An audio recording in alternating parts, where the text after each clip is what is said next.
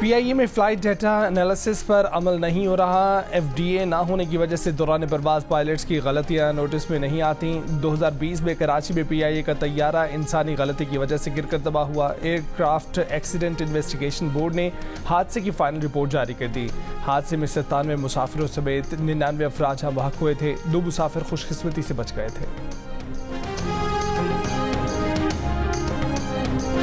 हलफ बर्दारी Sindh assembly में अफरा तफरी। शहर के मरकजी हिस्से में स्पीकर ऐवान में ऑर्डर करते रह गए।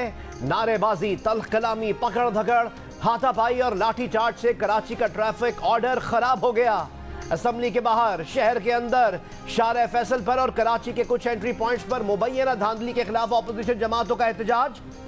खवातीन कारकुनों और खवातीन पुलिस एहलकारों के दरमियान हाथापाई, पुलिस का लाठीचार्ज। खवातीन समेत कई कारकुनों को हिरासत में ले लिया गया। शारे फैसल पर JUIF का धरना, पुलिस की कारकुनान पर शेलिंग और लाठीचार्ज। JUIF के राशिद महमूद सुमरो भी जख्मी। मुजाहिरीन को सिंध असम्बली पहुंचने से रोकने का प्लान कराची वालों के लिए मुसीबत बन गया। Sharae Faisal, Rashid Minhas road, Dalmia, university road पर गाड़ियों की कतारें लग गईं। शहरी सड़कों पर फंस कर रह गए। कराची एयरपोर्ट पर फ्लाइट ऑपरेशन भी मुतासर। शाम ढले एहतजाज खत्म हुआ तब सड़कें खुली।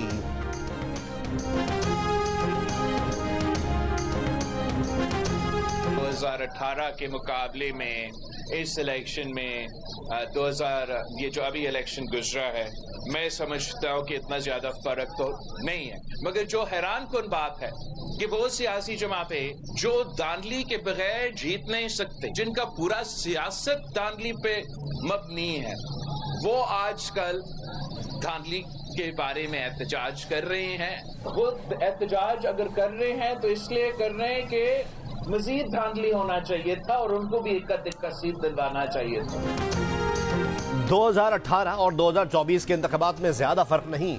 पीपल्स पार्टी को भी नताइज पर एतराजात हैं, लेकिन हम उसके लिए कानूनी तरीका अपनाएंगे। हैरानी इस बात पर है कि एहतजाज वो कर रहे हैं जो धांधली के बगैर जीत नहीं सकते। Chairman Peoples Party Bilawal Bhutto Zardari की कराची में मीडिया से बातचीत। कहा, एहतजाज करने वाली जमातें 2002 से आज तक इंतखाब नहीं जीती।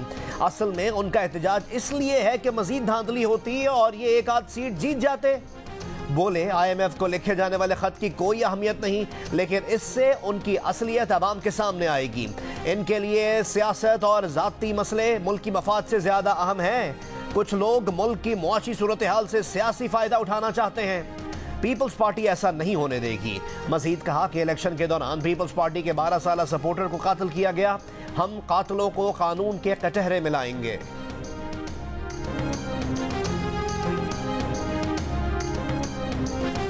कब्जा मैंडेट वाले हैं, ये जाली हुकूमत चलने वाली नहीं है। खौफ इस चीज का है कि इनका मैंडेट चोरी का है।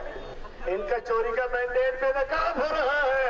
सब सहूलतकार बने हुए हैं और आवाम का सबने मिलकर मैंडेट चोरी किया है। आज आपने एक जाली असेंबली को, उनके मेंबरान को हलफ में दिलवाने के लिए आज आपने पूरी कराची बंद की है।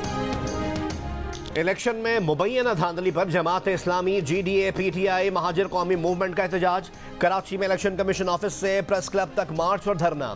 शारे फैसल समेत कराची के मुख्तलिफ शाहराहों पर ट्रैफिक की रवानी मुतासर। अमीर जमात इस्लामी कराची हाफिज नईम ने खिताब में कहा कि सिंध असम्बली में बैठने वाले जाली मैंडेट वाले हैं। MQM और पीपल्स पार्टी का अवाम से कोई ताल्लुक नहीं। कराची में PTI और जमात को वोट मिले, ये पीपल्स पार्टी और MQM कहां से आ गई? तहरीक इंसाफ के हलीम आदिल शेख ने कहा कि कराची में मैंडेट चोरों की हिफाजत के लिए सड़कें बंद हैं। GDA के सफदर अब्बासी ने कहा, जाली निजाम को चलने नहीं देंगे। एहतजाज रिकॉर्ड कराने के बाद GDA ने धरना खत्म करने का ऐलान कर दिया।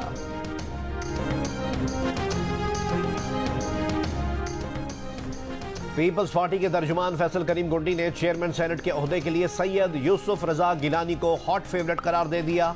कहा, यूसुफ रजा गिलानी पार्टी के सीनियर नायब सदर और सेनेट में पार्टी के सीनियर तरीन रहनुमा हैं। अगर वो चेयरमैन सेनेट बने तो मुल्तान से कौमी असम्बली की नशिस्त छोड़ देंगे, जिस पर पीपल्स पार्टी एक मरतबा फिर अपना उम्मीदवार मुंतखब करा लेगी।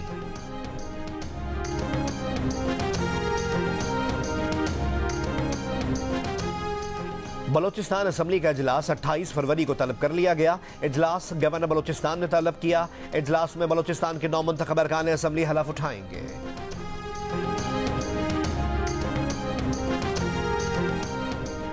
खैबर पख्तूनख्वा असम्बली का इजलास 28 फरवरी को दिन 11 बजे तलब। गवर्नर ने निगरान वजीर आला की भेजी गई समरी पर दस्तखत कर दिए। इजलास में 9 मुंतखब अरकान असम्बली हलफ उठाएंगे।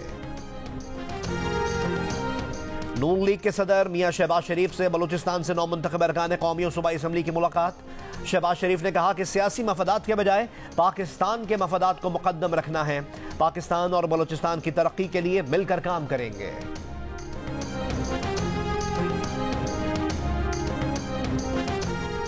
नौजवान नस्ल ने खुद को गाली गलोच और बदतहजीबी से दूर रखना है। कामयाब तलबा फील्ड में जाकर जोश के साथ साथ होश से भी काम लें। कायद नून लीग मियां मोहम्मद नवाज शरीफ का शरीफ मेडिकल एंड डेंटल कॉलेज के कॉन्वोकेशन से खिताब। कहा तलबा को इत्तेहाद, इस्लाह और फलाह के लिए मुआशरे में दिल लगाकर मेहनत करनी है। वजारत उज़्मा के लिए मुस्लिम लीग नून के नामजद उम्मीदवार मियां शहबाज शरीफ ने कहा कि तलबा ने अब अमली मैदान में जाकर इंसानियत की खिदमत करनी है। डॉक्टर का पेशा मसीहाई है। उम्मीद है पाकिस्तान के तलबा जांफिशानी से काम करेंगे। मैडम पहली वज़ीर आला बन रही है, कैसा लग रहा है? अभी नहीं बनी, अभी नामजद वज़ीर आला पंजाब मरियम नवाज शरीफ की सहाफ़ियों से गैर रस्मी गुफ्तगू। आप पहली खातून वज़ीर आला बन रही हैं, कैसा लग रहा है? सहाफ़ी का सवाल। अभी नहीं बनी, वज़ीर आला बनूंगी तो फिर बताऊंगी, मरियम नवाज का जवाब। मछली, टिक्का बोटी, कोरमा और पूरी पराठा। सिंध असम्बली में हलफ बर्दारी के बाद 9 मुंतखब अरकान के मज़ेदार खानों से तवाज़ो। अरकान को चाय, कोल्ड ड्रिंक और कहवा भी पेश किया गया।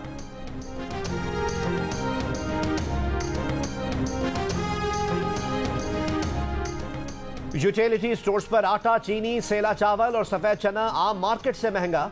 यूटिलिटी स्टोर्स पर 20 किलो आटे का थैला आम मार्केट से 48 रुपए, सेला चावल 53 रुपए, सफेद चना 13.5 रुपए और 1 किलो चीनी आम मार्केट के मुकाबले में 9 रुपए महंगी है। आम मार्केट में 20 किलो आटा 2,792 रुपए और यूटिलिटी स्टोर्स पर 2,840 रुपए में मिल रहा है। आम मार्केट में फी किलो सेला चावल 317 रुपए और यूटिलिटी स्टोर्स पर 370 रुपए। सफेद चना मार्केट में 391 और यूटिलिटी स्टोर्स पर 405 रुपए, जबकि चीनी मार्केट में 146 रुपए और यूटिलिटी स्टोर्स पर 155 रुपए फी किलो है। सदर पाकिस्तान का इंतखाब 9 मार्च को होगा। इलेक्शन कमीशन जल्द शेड्यूल जारी करेगा। पीपल्स पार्टी और नून लीग ने मुश्तरका तौर पर साबिक सदर आसिफ अली जरदारी को सदर का उम्मीदवार नामजद किया है।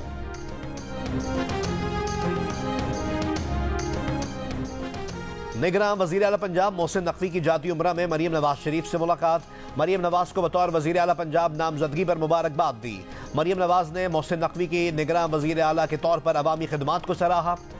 मोहसिन नकवी ने तरक्याती कामों के हवाले से मरियम नवाज शरीफ को ब्रीफ भी किया।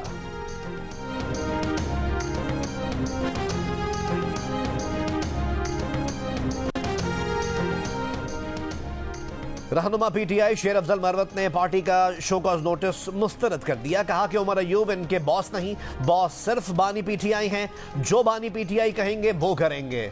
जियो न्यूज़ के प्रोग्राम नया पाकिस्तान में शेर अफजल ने कहा, उन्होंने किसी को नाअहल नहीं कहा, सिर्फ इतना कहा था कि इलेक्शन में पीटीआई के मैंडेट के चोरी होने पर जो एहतजाज होना चाहिए था वो नहीं हुआ। इसके बाद शेर अफजल मरवत बैरिस्टर गौहर के पास पहुंच गए और कहा कि बैरिस्टर गौहर के साथ इनका ताल्लुक बरसों पुराना है। बैरिस्टर गौहर आने वाले वक्त में भी पीटीआई के चेयरमैन रहेंगे।